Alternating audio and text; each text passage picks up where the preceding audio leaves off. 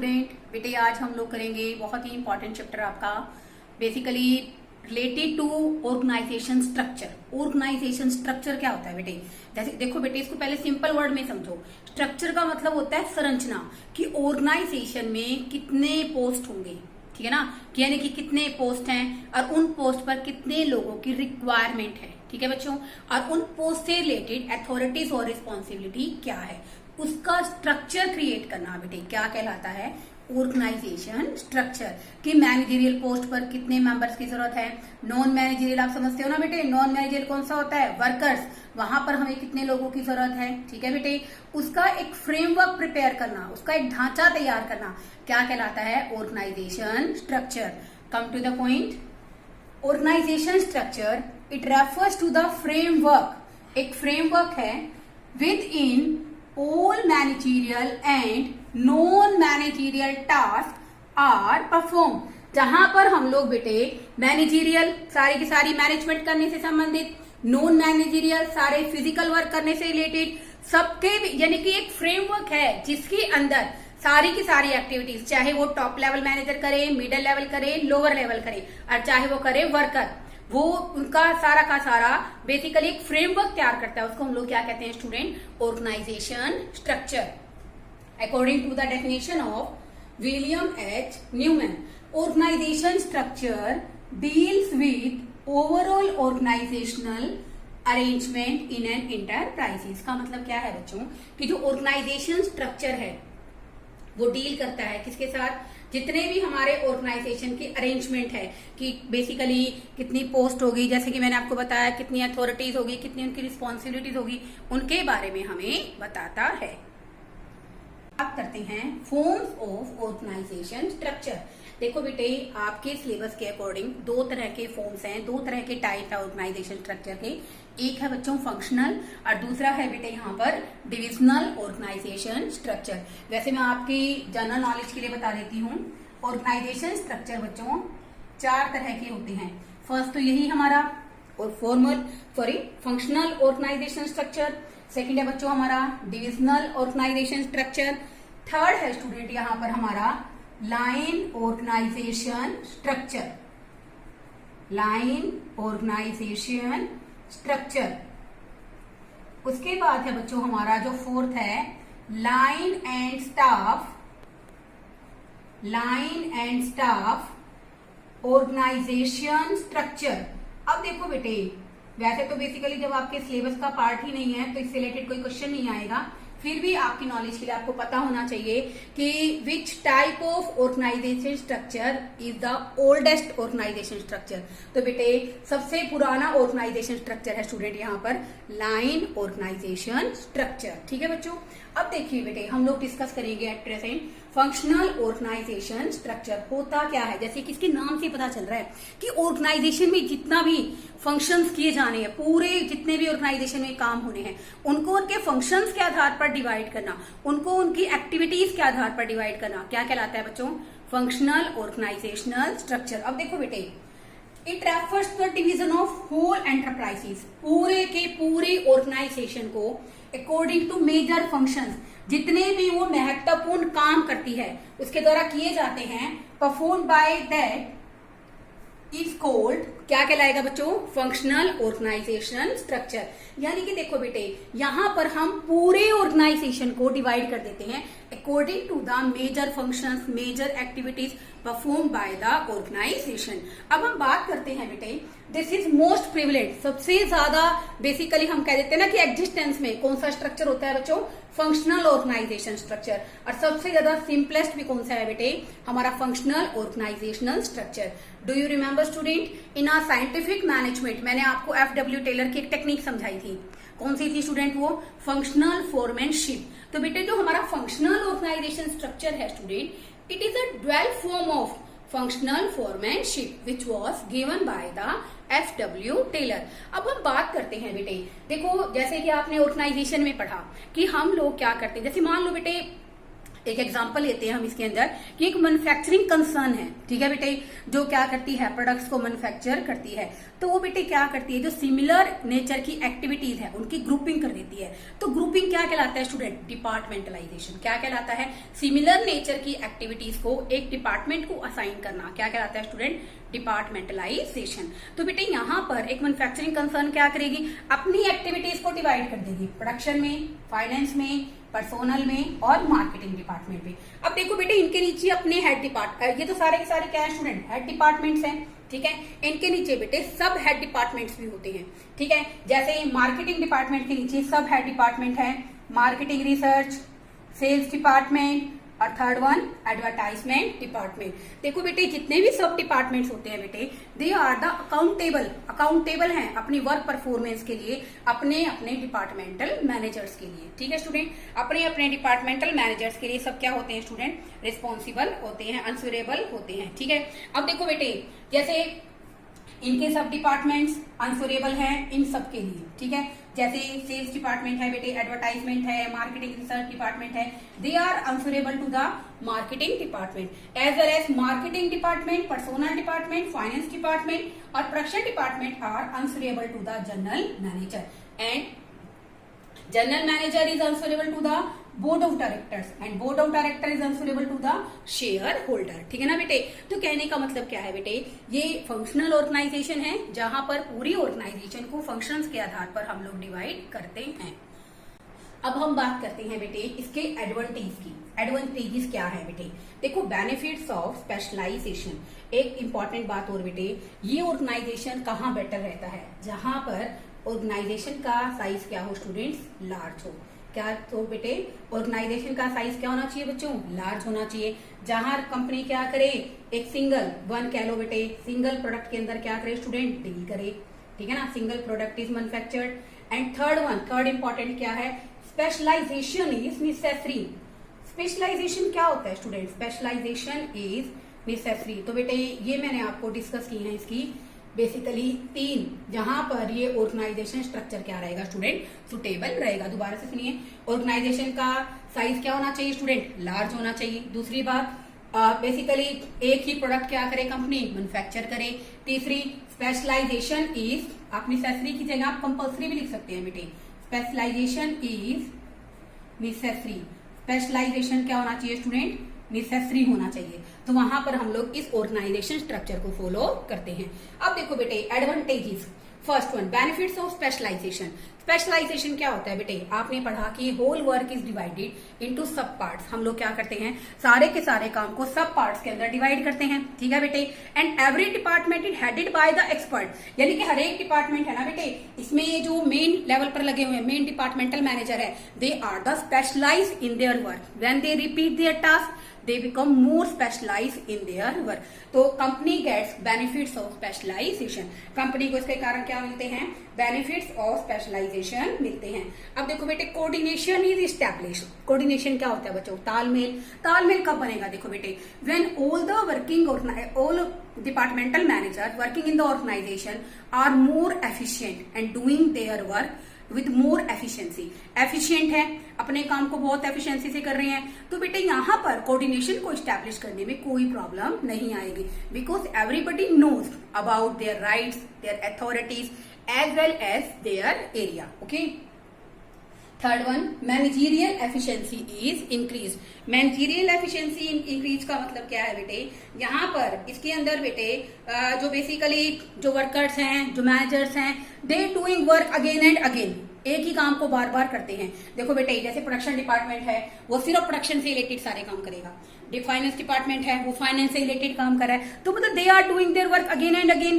Then इसके कारण क्या होगा बेटे, managerial efficiency will be increased and in adverse position they discover new ideas about the development of their particular department. जैसे मान लो बेटे ऑर्गेनाइजेशन में कोई प्रॉब्लम आ गई, तो एकदम से बेटे उनके पास बहुत अच्छे अच्छे तरीके होते हैं कि क्योंकि एफिशिएंसी बढ़ चुकी है एक पर्टिकुलर डिपार्टमेंट के अंदर काम करते हुए, तो नो डाउट बेटे जब भी कोई ऐसी हर्डल्स, कोई परेशानी ऑर्गेनाइजेशन में आती है, then they can discover new ideas for the development of the particular organization. अब देखिए देखिए बच्चों, ट्रेनिंग इज फैसिलिटेटेड। ट्रेनिंग क्या होता है बेटे? ट्रेनिंग होता है बच्चों एक लिमिटेड स्किल को डेवलपमेंट करने के लिए हम बेसिकली किसी को ट्रेन करते हैं, उसको कहते हैं बच्चों ट्रेनिंग। ट्रेनिंग का जो संबंध है बेटे लिमिटेड स्किल से होता है, पर्टिकुलर बेसिकली एफिशिएंसी को इंक्रीज करने के लिए होता है। तो देखो बेटे, ट्रेनिंग दी जा सकती है ना, बिकॉज ईच पर्सोनल, कोई भी कर्मचारी है, चाहे वो बेसिकली मार्केटिंग डिपार्टमेंट में काम कर रहा है, चाहे फाइनेंस में कर रहा है, चाहे प्रोडक्शन में कर रहा है, have required only limited skill. उसको केवल क्या चाहिए? लिमिटेड स्किल्स की जरूरत है। अब फाइनेंस मैनेजर है बेटे, उसको सिर्फ क्या आना चाहिए? टाइमली फाइनेंस को अरेंज करना आना चाहिए। तो उसको जो सारी बेसिकली ट्रेनिंग की रिक्वायरमेंट है वो किसके लिए है? फाइनेंस की अवेलेबिलिटी को लेकर है। ठीक है बच्चों, तो हम इजिली ट्रेनिंग प्रोवाइड कर सकते हैं, क्योंकि ट्रेनिंग की जो बेसिकली जो जरूरत है वो हर एक को केवल एक स्पेशल अपने इश्यूज के लिए, जैसे फाइनेंस डिपार्टमेंट को है बेटे ट्रेनिंग की जरूरत फाइनेंशियल इश्यूज के लिए। आगे देखिए बच्चों, equal weightage to all functions. अब देखो बेटे, there are different functions perform by the different manager, you all know that. तो बेटे there is no reason to give the special importance, a special weightage to the function of any particular department. Why? Because every department and every functions which is performed by the department are equally important. So we can say that in this type of organization, equal weightage to all the functions. Okay? अब हम बात करते हैं students disadvantages की। Disadvantages में बच्चों first point है हमारा इग्नोरेंस ऑफ ऑर्गेनाइजेशनल ऑब्जेक्टिव। अब देखो बेटे, इग्नोरेंस कैसे होती है, जैसे मैं आपको एक एग्जांपल के थ्रू क्लियर करती हूँ। देखो बेटे, everybody wants to show that कि हिज और her department is doing very well comparable to other department. हर एक डिपार्टमेंटल हेड, चाहे वो प्रोडक्शन का है, चाहे वो फाइनेंस का है, चाहे वो पर्सनल डिपार्टमेंट है, और चाहे वो बेसिकली हमारा मार्केटिंग डिपार्टमेंट है, वो क्या चाहते हैं? अपने सुपरमेसिव, अपने आप को श्रेष्ठ साबित करना चाहते हैं कि हम अनदर डिपार्टमेंट से बहुत बेटर काम कर रहे हैं। And they try to get there to achieve their departmental objective and ignore the organizational objective. कैसे? अब देखो बेटे, जैसे प्रोडक्शन डिपार्टमेंट है बेटे, production department produces high quality goods, ठीक है ना, high quality high branded goods, but market का ट्रेंड क्या है स्टूडेंट? मिडिल क्लास क्वालिटी का, ठीक है ना भाई, मीडियम क्वालिटी होनी चाहिए। सो क्या होगा बेटे, प्रोडक्शन तो हो जाएगी बढ़िया क्वालिटी की, लेकिन उसके अकॉर्डिंग सेल्स नहीं हो पाएंगी। ठीक है बेटे, तो प्रोडक्शन डिपार्टमेंट ने अपने टारगेट को अचीव किया, बेस्ट प्रोडक्ट बना के दिया, लेकिन बेसिकली इससे ऑर्गेनाइजेशन का सेल टारगेट कंप्लीट नहीं होगा। ऐसे ही बेटे जैसे सेल्स डिपार्टमेंट है, वो क्या कोशिश करता है? मार्केटिंग डिपार्टमेंट के अंदर सेल्स डिपार्टमेंट है ना हमारा, इसकी अपनी कोशिश क्या रहती है? Maximize the sale. तो बेटे जो सेल्स मैनेजर वगैरह अपनी तरफ से बेटे बहुत अच्छी स्कीम्स दे देते हैं, by one get one free, लेकिन बेटा इस तरह की स्कीम्स कंपनी के इंटरेस्ट में कई बार नहीं होती है। तो बेटे उन्होंने अपने तो सेल टारगेट को अचीव कर लिया, लेकिन ऑर्गेनाइजेशनल ऑब्जेक्टिव्स क्या हो जाते हैं स्टूडेंट? इग्नोर हो जाते हैं। सेकेंड देखिए student, difficulty in inter departmental coordination. No doubt department में कोऑर्डिनेशन इस्टेब्लिश करना आसान है, लेकिन इंटर डिपार्टमेंटल का मतलब क्या है बच्चों? कि आपसे डिपार्टमेंट के अंदर, जैसे देखो बेटे मार्केटिंग डिपार्टमेंट के अंदर 3 सब डिपार्टमेंट काम करते हैं, ठीक है बच्चों, तो इन सब डिपार्टमेंट के अंदर कई बार बेटे कोऑर्डिनेशन इस्टेब्लिश करना बहुत ही मुश्किल हो जाता है। नो डाउट बेसिकली डिपार्टमेंट में तो कोऑर्डिनेशन स्टैब्लिश किया जा सकता है, ठीक है ना, लेकिन मार्केटिंग रिसर्च डिपार्टमेंट है, उसके अंदर जो एम्प्लॉइज काम कर रहे हैं, कई बार बेटे उनके बीच में कोऑर्डिनेशन स्टैब्लिश करना मुश्किल हो जाता है। अब हम बात कर रहे हैं student conflict of interest. Conflict of interest का मतलब क्या है बेटे? कि हर एक मैनेजर बेसिकली क्या चाहता है? कॉन्फ्लिक्ट ऑफ इंटरेस्ट का मतलब यहाँ पर क्या होता है student? Every departmental manager want to functional empire, उसको लगता है कि उसके द्वारा किए जाने वाला काम ऑर्गेनाइजेशन में सबसे ज्यादा इंपॉर्टेंट है। Then the departmental manager demanded more resources. Production department कहता है कि उसको रिसोर्सेज ज्यादा चाहिए, फाइनेंस डिपार्टमेंट को इतना फाइनेंस उसको अरेंज कराना पड़ेगा, सेल्स डिपार्टमेंट कह रहा है उसको रिसोर्सेज की ज्यादा जरूरत है। तो बेटे नो डाउट उनके अपने अपने सेल्फ इंटरेस्ट को लेकर उनके बीच में क्या हो जाता है? कॉन्फ्लिक्ट क्रिएट हो जाता है। Last one, hurdle in complete development. देखो बेटे हर्डल इन कंप्लीट डेवलपमेंट का मतलब क्या है? देखो बेटे फाइनेंस डिपार्टमेंट में मैनेजर काम कर रहा है, उसको सिर्फ फाइनेंस डिपार्टमेंट के बारे में नॉलेज है, how to arrange the finance according to time, according to cost. Okay, personal department manager है, उसको सिर्फ पर्सनल डिपार्टमेंट के बारे में नॉलेज है। तो इस तरह बेटे जो भी एम्प्लॉय जिस भी डिपार्टमेंट के अंदर काम करेगा, they have the limited knowledge. Okay, in adverse circumstances we can't shift the workers from one department to another department, and this will also create the complete development of an employee, because in a particular department they have the knowledge to doing a work in a particular department, then they don't know how to do work in another department because their skills are limited. तो इसलिए बेटे इस तरह के organisation में सबसे बड़ा जो ड्रॉबैक है वो ये है बेटे कि एम्प्लॉयज की कंप्लीट डेवलपमेंट पॉसिबल नहीं होती है। अब हम करेंगे बेटे हमारा जो नेक्स्ट टॉपिक है बेटे डिविजनल ऑर्गेनाइजेशनल स्ट्रक्चर। देखिए बेटे हम लोग अब डिस्कस कर रहे हैं हमारा डिविजनल ऑर्गेनाइजेशन स्ट्रक्चर। देखो बेटे डिविजनल ऑर्गेनाइजेशन स्ट्रक्चर क्या होता है? It refers to whole enterprises are divided according to major product. यहाँ पर बेटे हम ऑर्गेनाइजेशन का जो डिवाइड कर रहे हैं, जो बेसिकली उसका डिवीजन कर रहे हैं, वो फंक्शन के आधार पर ना करके उस कंपनी के द्वारा बनाए गए प्रोडक्ट के आधार पर करते हैं। तो बेटे हम लोग उसको क्या कहते हैं? Divisional organization structure. अब देखो बेटे कई बार होता क्या है, जैसे हम लोग बेसिकली क्या करते हैं बेटे कि 2-3 तरह के प्रोडक्ट बनाते हैं, तो कई बार हमारे दिमाग में एक फियर रहता है कि हाँ भाई एक प्रोडक्ट है उसकी हम लोग ज्यादा बेसिकली डिमांड है या फिर ज्यादा सेल है, तो उसके लिए हम एफर्ट्स ज्यादा करते हैं, ज्यादा प्रोडक्शन करते हैं, और जबकि जो दूसरा प्रोडक्ट है उसको इतनी वेटेज नहीं मिल पाती है। तो बेटे अगर कंपनी 2 या 2 से ज्यादा प्रोडक्ट बनाती है तो कंपनी डिविजनल ऑर्गेनाइजेशन स्ट्रक्चर को फॉलो करेगी, जहां पर दोनों ही प्रोडक्ट के आधार पर कंपनी अलग अलग डिवीजन बना देती है, जिससे क्या होता है स्टूडेंट कि दोनों ही बेसिकली जो कमोडिटीज कंपनी प्रोड्यूस कर रही है या दोनों जो डिपार्टमेंट है जो डिफरेंट गुड्स बना रहे हैं, उन दोनों को ही इक्वली वेटेज मिलती है और दोनों के लिए ही equally marketing functions, equally finance function और बाकी सारे फंक्शंस परफॉर्म किए जाते हैं। तो बेटे जब ऑर्गेनाइजेशन का डिवीजन फंक्शंस के आधार पर नहीं करके हम लोग किसके आधार पर करते हैं? मेजर प्रोडक्ट्स के आधार पर करते हैं जो कंपनी बनाती है, तो उसको हम लोग बेटे क्या कहते हैं? Divisional organization structure. देखो बेटे इस डायग्राम से आप लोग क्लियरली इसको कर सकते हैं।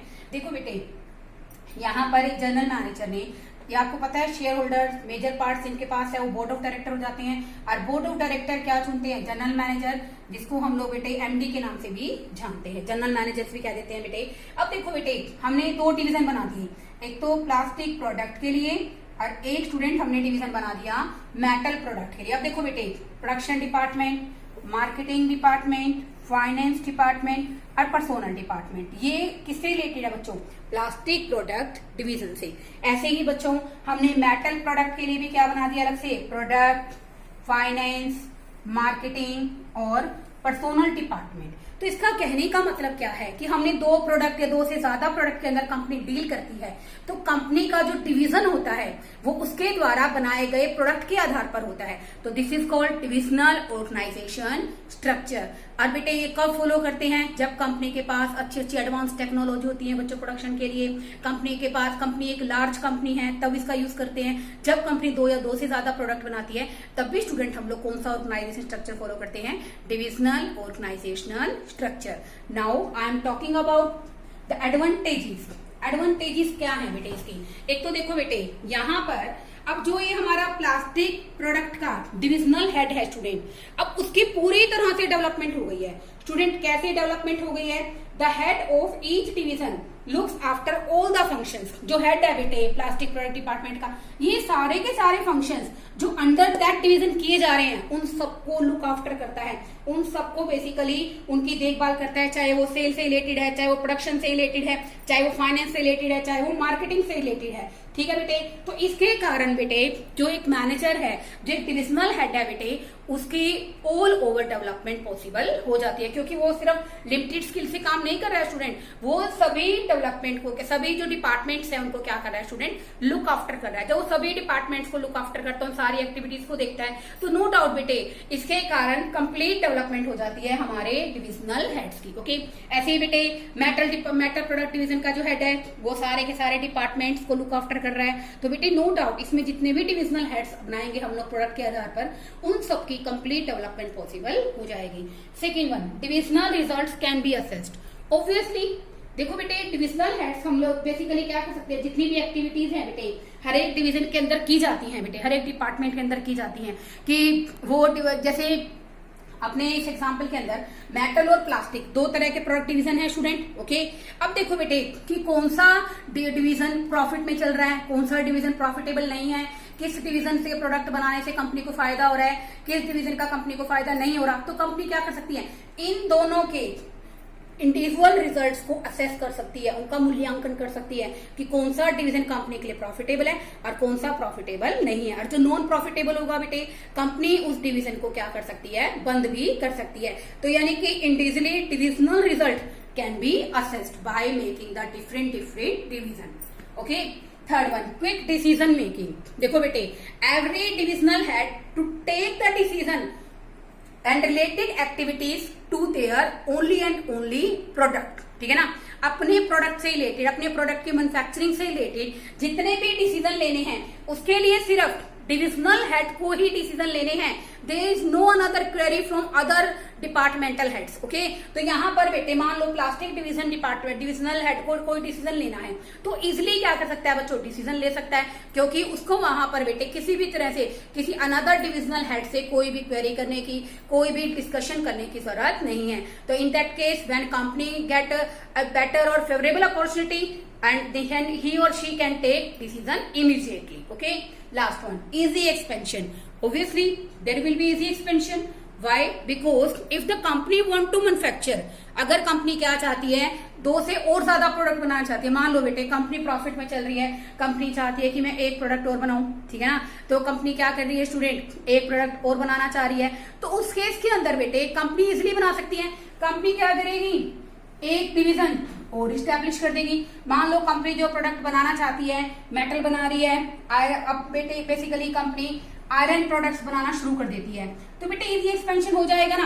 अब देखो बेटे, हमने इन दोनों डिपार्टमेंट्स की एक्टिविटीज को बिल्कुल भी किसी भी तरह से कोई चेंजेस नहीं किए हैं, नहीं किए ना, और हम एक और प्रोडक्ट बनाना चाहते हैं कंपनी के एक्सपेंशन करने के लिए, तो बिना इन दोनों डिविजनल डिपार्टमेंट्स को, डिविजनल्स को डिस्टर्ब किए, बिना इंटरप्ट किए कंपनी अपना इजिली एक्सपेंशन कर सकती है by making another division. Okay, अब इसके कारण कंपनी क्या कर सकती है स्टूडेंट, इजी एक्सपेंशन कर सकती है। अब हम बात करते हैं limitations. You can say that advantage, disadvantages कह लीजिए बच्चों, लिमिटेशंस कह लीजिए।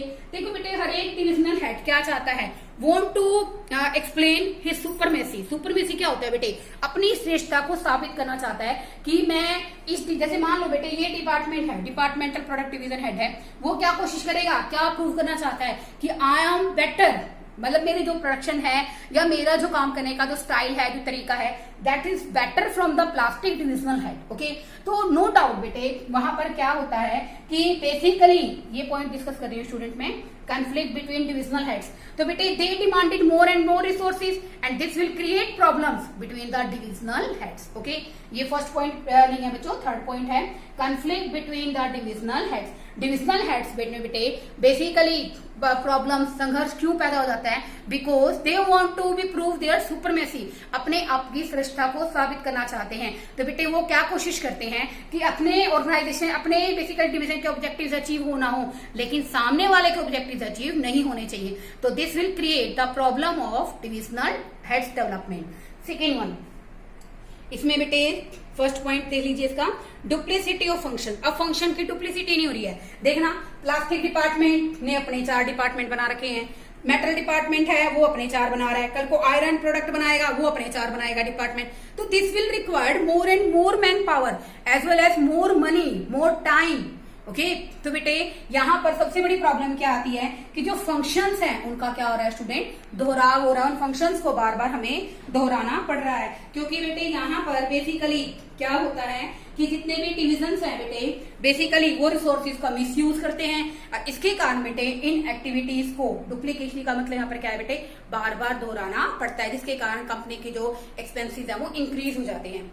Next one, selfish attitude. Selfish attitude का मतलब होता है कि बेटे जो डिविजनल हेड्स हैं वो ऑर्गेनाइजेशन के ऑब्जेक्टिव को अचीव नहीं करते। वो उनकी कोशिश सिर्फ क्या रहती है कि हम अपने बेसिकली अपने ऑर्गेनाइजेशन के लिए अच्छा, अपने डिवीजन के लिए अच्छा काम करें। They don't think to the development of organization, they think about the development of their division and this will create the selfish attitude towards the departmental heads, and this will also create the problem for the full-fledged development of an organization. Okay, तो बेटे मैंने आपको दोनों ही organisation structure well define किए हैं. I hope आपको समझ में आए होंगे. अब बेटे सिर्फ आपको क्या करना है, इन दोनों ही क्वेश्चंस को अच्छे ढंग से प्रिपेयर करना है. Okay, thank you students.